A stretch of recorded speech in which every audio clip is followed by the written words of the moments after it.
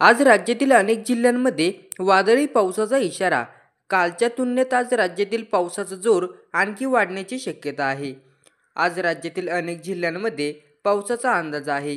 पालघर आणि ठाणे वगळता महाराष्ट्रातील जवळपास सर्वच जिल्ह्यांमध्ये वादळी वारा आणि विजांच्या कडकडाटासह पावसाचा अंदाज वर्तवण्यात आला आहे.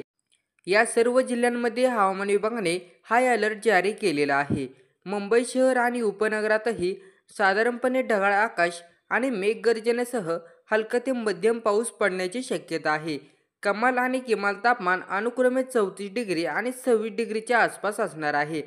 विदर्भ, मराठवाडा, कोकण, उत्तर महाराष्ट्र आणि पश्चिम महाराष्ट्रातही पावसाचा अंदाज वर्तवण्यात आला असून वादळी वाऱ्यासह पाऊस हजेरी लावण्याची शक्यता आहे.